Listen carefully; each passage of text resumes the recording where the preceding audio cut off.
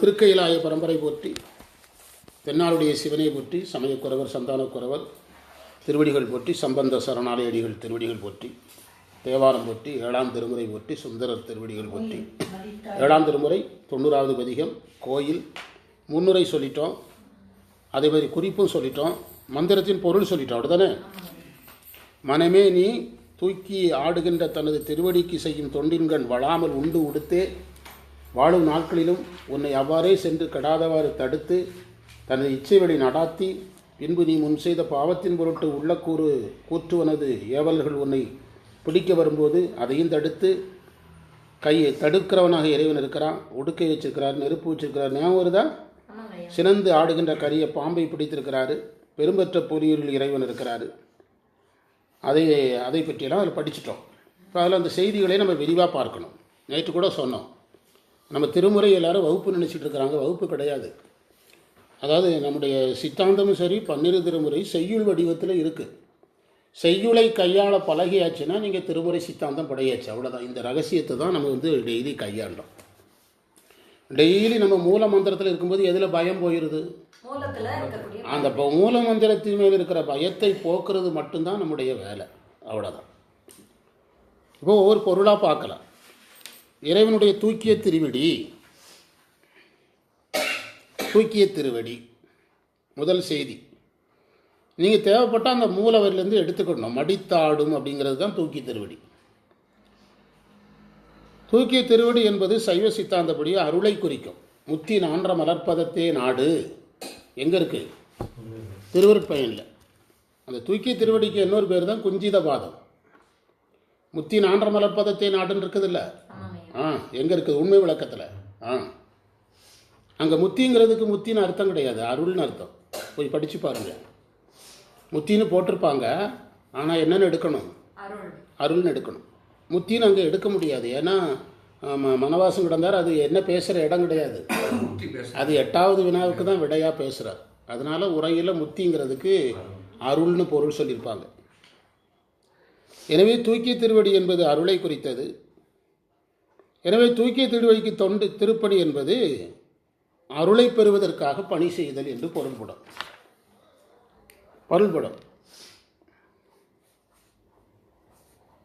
அடுத்தது இறைவன் தன் இச்சை வழி உயிர்களை நடத்துகிறார்னு ஒரு செய்தியை பதிவு செய்கிறார்.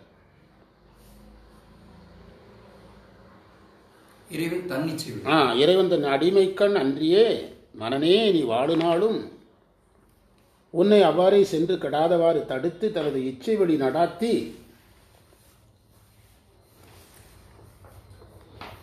இச்சை வழி, அதாவது வினைக்கு ஏற்றபடி உயிர்களை இறைவன் யோசிக்க வைக்கிறார். ஒரே வரி ஆட்டுவித்தால் ஆரொருவர் ஆடாதாரே, முடிஞ்சது, அவ்வளோதான். வேண்டும் பரிசொன்றுண்டென்னில் முடிஞ்சதில்லை, அவ்வளோதானே. ஆமாம். அப்போ நான் உன்னை வேண்டனால இதை வேண்ட வைக்கிறது நீ தாங்க. ஒருத்தர் கேட்டார்ல, இதுகிட்ட படம் எடுக்க போகும்போது அதுவும் சொல்லலாம். அப்போ இச்சை வழி உயிர்களை நடத்துகிறார் என்பதன் பொருள் அதில் 2 இருக்குது. கட்டுநிலையில் வினைக்கேற்றபடி, வீட்டு நிலையில் அருளுக்கேற்றபடி.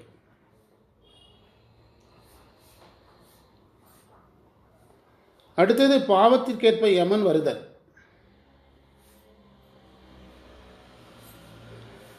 யமனிடத்திலிருந்து நம்மை காக்கிறார் என்பது செய்தி. யமனிடத்திலிருந்து நம்மை காக்கிறார் என்பதை திருவருட்பயனில் யமனுடைய தண்டனையை சொல்லி தான் உமாபதி சிவன் சொல்கிறார். திருவருட்பயனில் தண்டிக்கும் போது இறைவன் அதை பார்த்து கொண்டிருக்கிறாரு தான் இருக்குது திருவருட்பயனில். எனவே யமனுடைய தண்டனையில் காக்கிறார், தடுத்து ஆட்கொள்கிறார் என்பதன் பொருள், அதாவது எப்படி புரிஞ்சுக்கணும்னா, ஒரு குழந்தைக்கு ரொம்ப கஷ்டமான ட்ரீட்மெண்ட்டுன்னு வச்சுடுங்களேன். அம்மா கூட இல்லாமல் ட்ரீட்மெண்ட்டுக்கும் அம்மா கூட இருந்து நடக்கிற ட்ரீட்மெண்ட்டுக்கும் வித்தியாசம் இருக்குது. ஆனால் ட்ரீட்மெண்ட் எது தான், ட்ரீட்மெண்ட்டில் எந்த மாற்றம் கிடையாது. ஆனால் தாய் கூட இருக்கும்போது அது குழந்தை என்ன செய்யறதில்ல, பெருசாக பாதிக்கிறது இல்லை. தாய் கூட இல்லாத போது குழந்தை என்ன செய்யுது, அவ்வளோதான். நரகத்துக்கு போக வேண்டிய உயிர் நரகத்துக்கு போய் தான் ஆகணும்.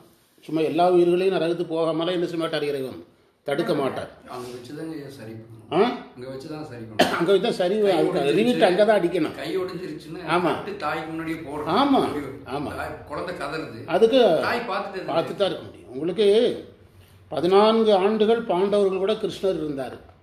அதை 14 மணி நேரத்தில் சரி பண்ணலாம், 14 வினாடியில் கூட யார் சரி பண்ணலாம்? ஏன் பண்ணலை? அந்த கேள்வி கேட்டிங்கன்னா தான் இது புரியும். அப்போ நரகத்துக்கு போகிற உயிரை இறைவன் தடுக்கிறார் என்பதன் பொருள் வினை நுகர வைக்கிறாரு. ஆனால் அந்த வினை நுகரும் போதும் மற்ற உயிர்களிடத்தில் இருக்கிற மாதிரி இருக்காமல் இந்த உயிர்கள் கூட என்ன செய்கிறாரு, கூட இருந்து ஒரு தாய் குழந்தையோட சிகிச்சையில் இருக்கும் குழந்தையோடு தாய் இருப்பது போல பாண்டவர்களோடு கிருஷ்ணர் இருந்த மாதிரி கூட இருக்கிறார். அவ்வளோதான். ஆமாம் அந்த மாதிரி. அதாவது நரகம் புகினும் எல்லேன், அதுதான் இங்கே செய்தி. நரகம் இல்லைன்னு எடுக்கக்கூடாது. மாணிக்க வாசகரே நரகம் புகினுங்கிறார். இல்லை அப்படி தடுத்தார் என்று எடுத்தாலும் தப்பு கிடையாது. எல்லா உயிரையும் அப்படி தடுக்க மாட்டாருன்னு புரிஞ்சுக்கணும். தடுப்பார்னு நீங்கள் பொருள் எடுத்தீங்கன்னா எல்லா உயிர்களையும் அப்படி தடுப்பார் என்று என்ன பொருள் என்ன செய்ய முடியாது, எடுக்க முடியாது. அப்படின்னா யமன் என்ற ஒரு போஸ்டே தேவை இல்லையா? என்ன சொல்கிறீங்க? ஆமாம், அதாவது குறிப்பிட்ட ஒரு தண்டனை, சிறையில் கைதிகளை அடைப்பதில்லைன்னா சிறைச்சாலைங்கிற ஒன்றையும் நீங்கள் எடுக்கணும். சிறைச்சாலைங்கிற ஒரு நிர்வாகமே வேண்டியது இல்லையா? கண்டிப்பாங்க. இருபாயிருபத்தில் யமனை பற்றி ஆராய்ச்சி நடக்குது. யமனை நீங்கள் பணி நியமனம் பண்ணியிருக்கிறீங்கன்னு ஒரு ஆராய்ச்சி நடக்குது. எதில்? இருபத்தில். எனவே அவர் இல்லை இறைவன் நரகத்திலேருந்து தடுத்தார் அப்படின்னா அது எல்லா உயிர்களுக்கும் தடுப்பாருங்கிற பொருளுக்கு என்ன செய்யக்கூடாது, வரக்கூடாது. அந்த உயிருக்கு ஏற்றபடி செய்வார் என்று பொருள் எடுக்கணும். பிறகு இறைவன் உடுக்கை வைத்திருக்கிறார், நெருப்பு வைத்திருக்கிறார் என்பது, உடுக்கை என்பது நாதத்தையும், நம்ம தோற்றம் துடியதனில் சொல்கிறோம்ல, அதைத்தான் அந்த தமருகம் என்று உரை சொல்கிறாங்க. படைப்பை குறிப்பது உடுக்கை, ஒடுக்குவதை குறிப்பது நெருப்பு. எவ்வளோ டெக்னிக்காக சுந்தரர் சொல்கிறார் பாருங்க. படைப்பை குறிக்கிறதையும் ஒடுக்கிறதையும் குறிக்கிறதையும் சொல்லிட்டாலே 5 தொழில் முடிஞ்சது. ஆமாம், 5 தொழிலே அதுக்குள்ளே அடக்கிட்டார். எனவே 5 தொழில் குறிப்பாக எடுக்கணும். திருமுறையை நீங்கள் சித்தாந்தமாக பார்த்து பழகிட்டீங்கன்னா நீங்கள் ஒரு நாளைக்கு திருமுறை சித்தாந்தத்தையும் திருமுறையும் ஒரே நேரத்தில் நினைக்கும் போது நம்ம லைவில் இருக்கலாம். அவ்வளோதான், புதுசாக யோசிக்க வேண்டியது வராது. ஏந்தியவராக இருக்கிறார், பாம்பை பிடித்து கொண்டிருக்கிறார். அடுத்தது பாம்பை பிடித்து கொண்டு ஆடுகிறார். இந்த கண்டியம்மன் கோயில் புராணத்தில் நிறைய செய்தி சொல்ல போகிறோம் சிவா. எனக்கே இது வரைக்கும் தெரியாத செய்தியெல்லாம் மறைமேலடிகள் புக்கிலேருந்து எடுத்திருக்கிறேன். இந்த கண்டியம்மன் கோயில் நிகழ்ச்சியில் வர்ற சனிக்கிழமை கோயில் புராணத்திலேருந்து அந்த தில்லை சார்ந்த செய்தி நிறையா இதெல்லாம் அதில் வருது. இந்த இவர் இருக்கிறார்ல, பெருமாள் படுக்கக்கூடிய ஆதிசேடன் நடராஜருடைய நடனத்தை பார்க்க விரும்புகிறார். யாருடைய நடனத்தை? ஆமாம். அப்போது சிவபெருமான் நீ தில்லையில் 5 முகங்களோட நீயும் அங்கே இருந்தன்னா உனக்கு அதே மாதிரி புலிக்கால் முனிவருக்கு பதஞ்சலி முனிவருக்கெல்லாம் நடனம் காட்டுறேன் அப்படி சொல்கிறார். ஆதிசேடனை எது பார்க்க வர்றாரு? இதெல்லாம் பெரிய, அது ஒரு 20 நிமிஷம் ப்ராஜெக்ட். இது முடிய போகுதில்ல. பொலிதரு புலியூர் அந்த கடைசி எடு அருளி அந்த பகுதிக்காக. ஆமாம், அதை எடு தம்பி. அதை உங்களுக்கு படித்து காட்டுறேன். அது எவ்வளோ முக்கியங்கிறது எனக்கு இவ்வளவு செய்தி தெரியாமல் இருக்கு பாருங்க. எடுத்துட்டேன். பொலிதரு புலியூர் பொதினவில் நடனவில், பொலிதரு புலியூர் பொதுவெளியில் நடனவில்ங்கிறதுக்கு மட்டும் 20 நிமிஷம் பேச போகிறோம். அடுத்த வகுப்பில் காளி கோயில் புராணத்திலேருந்து எடுத்திருக்கிறார் மறைமலை அடிகள். சரியா? அந்த தடவை கண்டியம்மன் கோயில் வகுப்பு நமக்கு தாராபுரம் வகுப்பு முதல்ல திருவாசகத்துக்காக போட்டோம். அதுவும் சக்ஸஸ் ஆச்சுது. பிறகு கண்டியம்மன் கோயில் சக்ஸஸ் ஆச்சுது. பிறகு கனியூர் எல்லாமே சக்ஸஸ் ஆச்சுது. அதில் மடத்தூர் வகுப்பு அவங்க டாக்டர் அதில் கொஞ்சம் கேர் எடுத்து அது சித்தாந்த மிக்ஸ் ஆனதுனால என்ன சொல்கிறீங்க, அது செமையான வகுப்பு. அந்த என்ன சொன்னோம், படை 5 தொழிலையும் அதில் கொண்டு வந்துட்டார். பாம்பை பிடித்து கொண்டு ஆடுகிறார். பாம்பை பிடித்து கொண்டு ஆடுகிறார். அது நான் எதுக்காக டக்குன்னு உடனடியாக அந்த பொலிதரு புலியூருக்கு போனேன்னா, அந்த தாருகவனத்து முனிவர்கள் எதையும் ஏவுறாங்க சிவன் மேலே, பாம்பையை ஏவுறாங்க. பாம்பையை காப்பாக அணிந்து கொள்ளுகிறாருன்னு இருக்குது. அதில் அவர்கள் ஏவிய பாம்பை காப்பாக சிவன் அணிந்து கொண்டார் அப்படின்னு அந்த கோயில் புராணத்தில் உமாபதி சிவன் சொல்கிறார். முதலாக நம்ம கோயில் புராணத்தை ஒரு 20 நிமிஷம் பேச போகிறோம். இந்த செய்தி நீங்கள் கட் பண்ணி கூட இதில் போட்டு விடலாம், அந்த மூவர்கண்டியம்மன் குரூப்பில். இப்போ நம்ம பேசணும் பார்த்தீங்களா, அந்த ஏரியாவை மட்டும் கட் பண்ணி உள்ள போடணும். அணிந்தவர். அதே மாதிரி புலியூர் என்ற பெயர் ஏன் வந்தது? புலியூர் என்று எதுக்கு தில்லைக்கு பெயர் வந்தது? புலிக்கால் முனிவர் என்ன கேட்டு வாங்கினார் இறைவன்ட்ட? 4 கால்.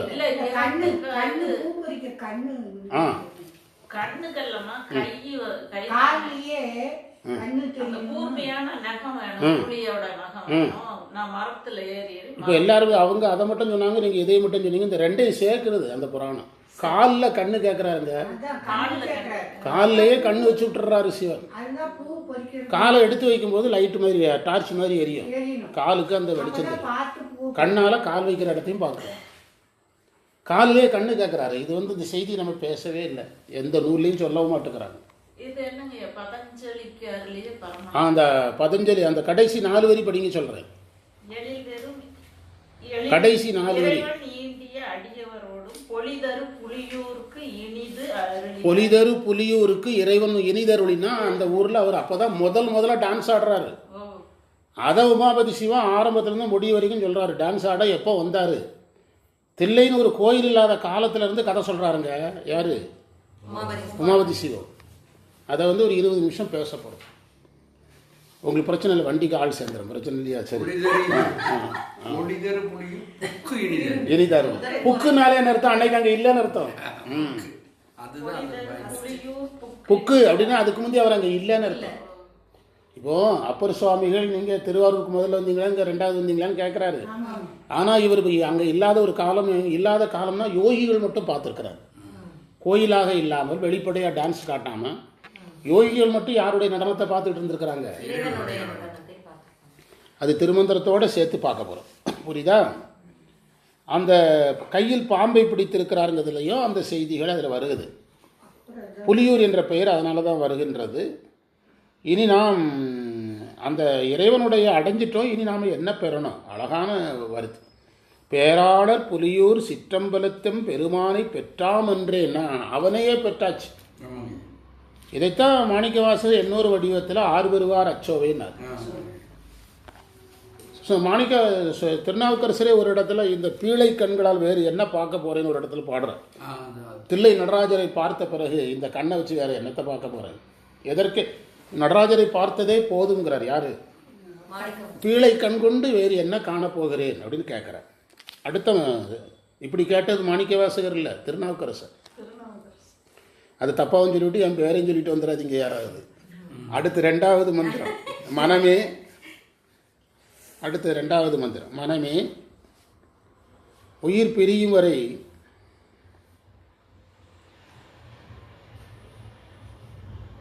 உலக இன்பத்தில் திளைப்பவர் போல் இல்லாமல்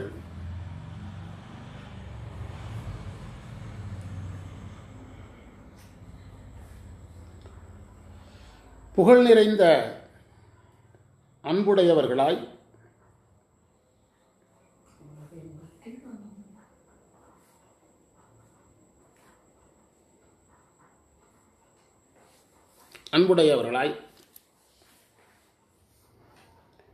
தன்னை இடைவிடாது நினைத்து, பார்த்தீங்களா? தன்னை இடைவிடாது யார் நினைக்கிறா? அவங்களுக்கு தான் அந்த யமன் தடுக்கிற கதை புரியும்.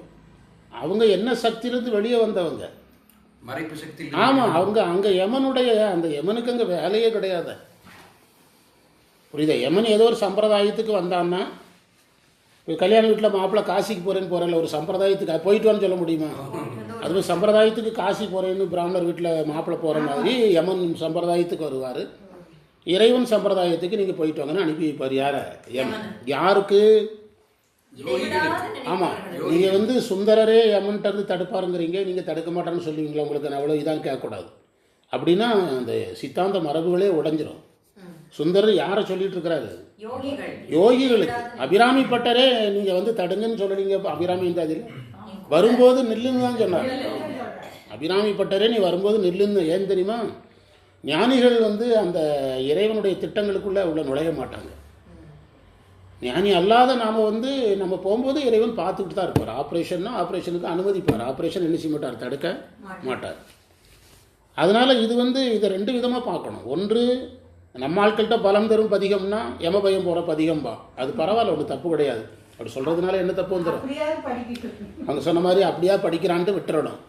யமவாதனை போகிற பதிகம் அப்படின்னு சொல்லி விட்டுறணும். இப்போ அப்பர் சுவாமிகள் என்ன, அப்பர் சுவாமிகள் ஒரு பதிகம் பாடுறாருல்ல, அவர் சொல்கிற கண்டிஷன் எல்லாம் சொல்லிட்டு தானே யமன் பக்கத்தில் வரக்கூடாதுங்கிறார். அந்த கண்டிஷன்லாம் இவங்ககிட்ட இருக்கா?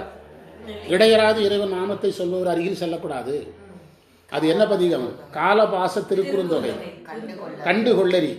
அதில் இருக்கிற கண்டிஷன் எடுங்க, இந்த பதிகம் உங்களுக்கு புரிஞ்சிடும். அந்த பதிகத்தை எடுத்து கண்டிஷன் பார்க்கலாம். என்ன கண்டிஷன்லாம் சொல்கிறாரு? என்னை பாடுவர் அருகில் செல்லக்கூடாது, என் நாமம் சொல்பவர் இடத்துல சொல்லக்கூடாது, திருநீர் பூசியில் சொல்லக்கூடாது, கண்டிகை அணிந்திருந்தால் சொல்லக்கூடாது, வேடம் சொல்லக்கூடாது. அப்படின்னா தான் ஜீவன் முக்தனாயிருவானே. அவனிடத்துல தான் போகக்கூடாதுன்னு சொன்னார். மனிதர்களிடத்தில் போகக்கூடாதுன்னு யாரும் சொல்லலை. சுத்தமான சிவனடியார் அருகில் நீ செல்லக்கூடாது. போற்றிடு தருமனை புராரி நோக்கியே சாற்றிடுகின்றனன் தயங்கு கண்டிகை நீற்றொடு நினைந்தமை புனையும் நீரர்வால் கூற்றுவன் யானென குறுகுவாயலை. கந்தபுராணம். போற்றிடுன்னு தொடங்குகிற பாட்டு. அந்த யமனை உதைச்சி அவன் எந்திரிச்சு வந்த பிறகு சிவபெருமான தென்னாருடைய சிவனையை போற்றி போற்றுறான். அப்போ சிவபெருமான் அவனுக்கு சொன்ன அட்வைஸு, போற்றிடு தருமனை யம தர்மன் புராரி முப்புறத்தை எரித்தவன் நோக்கியே சாற்றிடுகின்றனன் தயங்கு கண்டிகை. ருத்ராட்சியம் கட்டியிருக்கிறான். ஃபர்ஸ்ட் கண்டிஷன் ஒவ்வொன்றா பார்த்துக்க. ஐடென்டி கார்டு எல்லாம் இருக்கான்னு பாரு. தயங்கு கண்டிகை நீற்றோடு திருநீர் பூசியிருக்கிறான் பாரு. நீற்றோடு புனைந்து எமை நினையும் நீரர்வால். நினைதல்னால என்ன நிலை? அவன் யோகியா இருக்கணும். ரோட்டரை போற வரவனையெல்லாம் காப்பாற்ற முடியாது. அப்படின்னா இயற்கை விதிகளே அடிபட்டு போயிடும். நீ நினையும் நீரர்வால் கூற்றுவன் யானென குறுகுவாயலே. அவங்க கிட்டே நீ போலான்னு அர்த்தம். என்ன பேர் சொல்லிட்டு போகாத, கூற்றுவன்கிற பேர்ல நீ போகாத. இப்போ நம்ம வீட்டுக்கே ஒரு போலீஸ் அதிகாரி வரலாம்ங்க, நண்பருங்கிற பேர்ல வரலாம். நம்ம ஒரு ரிசப்ஷன் நடக்கிற வீட்டில் திடீர்னு போலீஸ் அதிகாரி நண்பராக ஏதோ டியூட்டிக்கு வந்தவர் யூனிஃபார்மில் வரலாம். அவர் அந்த போலீஸ் அதிகாரியாக வரக்கூடாதுல்ல. ஆமாம், அது வேற. இப்போது சென்னையிலே மிகப்பெரிய போலீஸ் அதிகாரி எங்கள் தங்கச்சி வீட்டு கல்யாணத்துக்கு வந்திருந்தார். உட்காந்துட்டு சாதாரணமாக நம்ம மாதிரி ட்ரெஸ்ஸில் வந்தார். உட்காந்து பேசிட்டு அவர் பாட்டு போனார். இங்கே தான் வீடு, உங்கள் வீட்டு இந்த ஏரியாவில் வீரமாணிக்கத்துக்கு நல்லா தெரியும். அவர்கிட்ட கேட்டிங்கன்னா சொல்லுவார். அவருடைய உறவினர் வந்து விஜி ராவ் நகரில் இருக்கிறாங்க. அவர் ஃபேமிலி இங்கே இருக்குது. பதவி பெரிய டிஜி ஐஜிக்கெல்லாம் பெரிய பதவி. உடுமலைப்பட்டக்காரர். எங்கள் ஃபேமிலி ஃப்ரெண்ட் அவர் வந்து கல்யாணத்துக்கு வந்தார். யாராக வர்றாரு? அதே மாதிரி யமனும் நண்பனாக வந்துட்டு போகலாம். கண்டுகுளறி யானை கனிவித்து பண்டு நான் செய்த பாலிமை கட்டிடில் கொண்ட பாணி கொடுகட்டி தாளம் கொண்ட தொண்டரை துணி கொண்டு கொடுகட்டி தாளங்கள் கை கொண்ட. கையால் தாளம் போட்டு இறைவனை பாடுறவங்க பக்கத்தில் போகக்கூடாது. First condition. நடுக்கத்துள்ள நகைவுள்ள நம்பர் கடுக்க கல்ல வடமிடுவார்கட்கு கொடுக்க கொள்கை என உரைப்பார்களே. அதாவது அந்த கொடுத்து கொள்ளுகின்ற அந்த சிவனடியாருக்கான பண்பு இருக்கிறவங்ககிட்ட போகக்கூடாது. கார்கொள் கொன்றை கடிமலர் கண்ணியான் சீர்கொள் நாமம் சிவம் என்ற அரட்டுவார். அரட்டுவார்னா டைம் குறித்து சொல்கிறவங்க இல்லை, இடைவிடாது சொல்கிறது பேர் தான் அரட்டுதல். ஆமாம், அரட்டுவார் ஆறுகளாயினுட்டார் யாராக இருந்தாலும். ஆக அவர்களை நீர்கள் சாரப்பெரியர் நீங்குமே. சாற்றினே சடை நீர்முடி சங்கரன் சீற்றம் காமன் கண் வைத்தவன் சேவடி ஆற்றவும் களிப்பட்ட மனத்தராய். திருவடியில் இடையராது மனதை வச்சு கழிக்கிறவங்க அப்படின்னா சுத்த யோகிகள்னு அர்த்தம். சுத்த யோகிகள்னு அர்த்தம். இறையன் சொல் மரவேல் நமன் யாதூதிர் பிறையும் பாம்புமுடை பெருமான் தமர் நரவம் நாரிய நன்னரும் சாந்திலும் நிறைய நீரணிவார். திருநீர் நிறைய பூசிடுறாங்கன்னா பக்கத்தில் போயிடாதீங்க. காமம் ஒன்றிலர் ஆக்கைய விளக்கொடு தாமம் தீபம். சரியை கிரியில் இருக்கிறவங்க பக்கத்தில் போகக்கூடாது. அடுத்தது அடிச்சார். எதெல்லாம் முடிச்சிட்டாரு? 3 முடிச்சிட்டாரு. படையும் பாசியும் பற்ற கையினர் அடையன்மை தீசன் அடியரை விடைகொள் ஊர்தி நான் அடியார் குலாம். திருக்கூட்டம் 12ஆம் நூற்பா. 12ஆம் நூற்பா.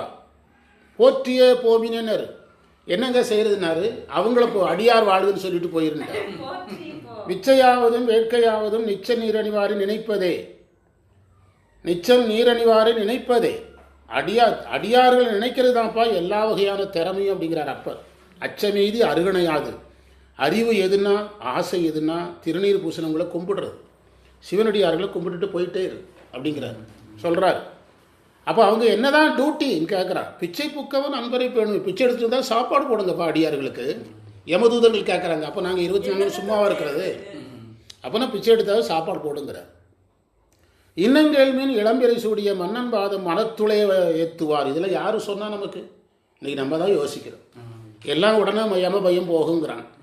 அதுக்கான விளக்கம் பாருங்க, உள்ள என்ன இருக்குது? சரியை இதில் நிற்கிறவங்களுக்கு மட்டும்தான் இது மேட்ச் ஆகும், எல்லாருக்கும் மேட்ச் ஆகாது. எல்லாரும் இந்த சலுகை கேட்டானா போயிட்டே இருந்துருவார். இந்த சலுகை கேட்டானா மனத்துள் ஏற்றுவார்னார். மண்ணும் அஞ்செழுத்தாகிய மந்திரம் தன்னில் ஒன்று வல்லாரை. அஞ்செழுத்தில் ஏதாவது ஒன்றுங்கிறார் பாருங்க. அப்போவே அவர் இந்த அஞ்செழுத்தினுடைய வகைகளை, அதனுடைய பரிணாமங்களே அப்பர் பதிவு பண்ணியிருக்கிறார். அஞ்செழுத்தில் எதையாவது ஒன்றை சொன்னால் கூட பரவாயில்ல, அதுவும் மனசுல சொல்லணும். மனசுல சொல்லணும்னா யார்கிட்ட வாங்கியிருக்கணும்னு அர்த்தம். 9ஆம் உப்பா வந்தாச்சு, 8ஆம் உப்பா வந்தாச்சு, 10ஆம் உப்பா பணி செய்ய சொல்றாரு, 10ஆம் உப்பா வந்தாச்சு, திருவடி சொன்னார், 12ஆம் உப்பா வந்தாச்சு. 8 முதல் 12ஆம் உப்பாவை எவன் ஃபாலோ பண்ணுறானோ அவங்கிட்ட போகாது. புரியுதா? மற்றும் கேள்வியின் மனப்பறி பொன்றினி சுற்றும் பூசிய நீற்றோடு கோவணம் ஒற்றையருடை யானடி அல்லால் பற்றொன்றில்லார். பாருங்க, சிவன் திருவடி அன்றி எந்த பற்றும் இல்லாதவங்க பக்கத்தில் போங்க. சிவன் திருவடி தவிர எந்த பற்றும் இருக்கிறாதவர்களுக்கு தான் இந்த கான்செப்ட் அடாப்ட் ஆகும். எல்லாருக்கும் இது பொருந்தாது. இந்த கோணத்தில் இந்த பதிகத்தை நம்ம இன்னைக்கு வரைக்கும் பார்க்கல. நானே 4-5 தடவை தேவார பாடசாலையில் சொல்லியிருக்கிறேன். சுருக்கராத அங்கு பேர் மீன்கள் மற்றீர் சுருக்கரீர். அப்படி இதுவரைக்கும் உங்களுக்கு சொல்லப்பட்ட கண்டிஷன் மீறினால் ஒன்றும் நடக்காது. இறைவன் திருவடி சுட்டுவிடும். கடல் சூடுமேன்ட்டார். கடல் உங்கள் மேலே படுமேன்னு அர்த்தம், உதச்சி விடுவார்னு அர்த்தம். புரியுதா? யாருக்கு நடந்தது? ஏற்கனவே யமன் உத வாங்கியிருக்கான், திரும்ப அவருடைய ஆஃபீஸர்களும் வாங்க போகிறீங்கிறார். புரியுதா? யமனை உதச்ச மாதிரி உங்கள் ஆஃபீஸர்களுக்கு இனி உத விடும் அப்படின்னு சொல்கிறார். இந்த பதிகத்தை இந்த கோணத்தில் யார் பார்த்தாங்க? என்னைக்கு பார்த்தாங்க? இன்னைக்கு சுந்தரர் பார்க்க வச்சார். ஆமாம் ஆமாம்.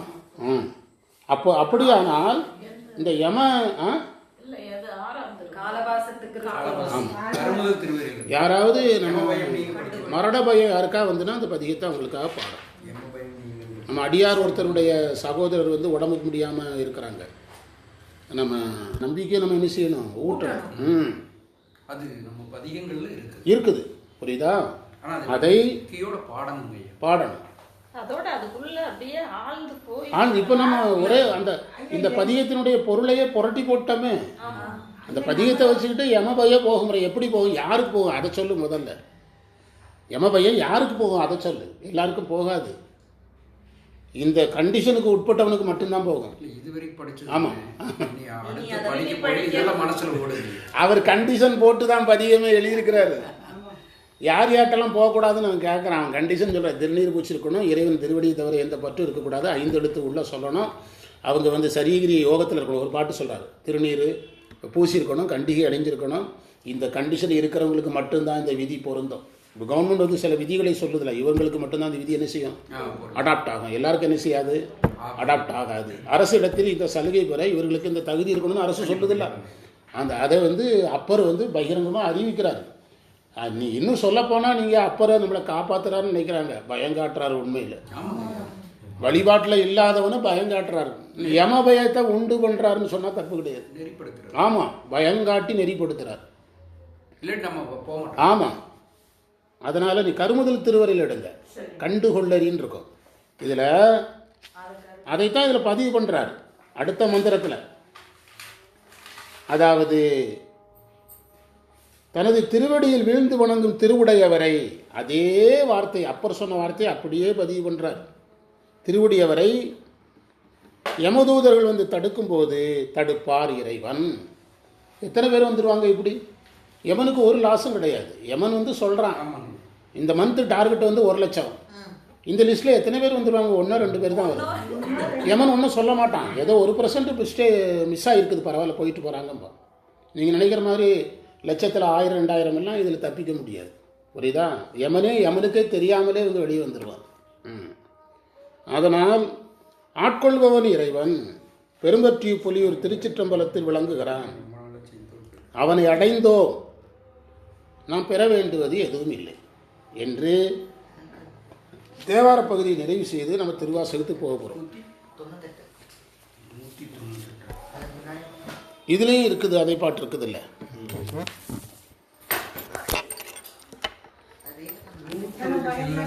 தெய்வத்தமிழ் மந்திரமா?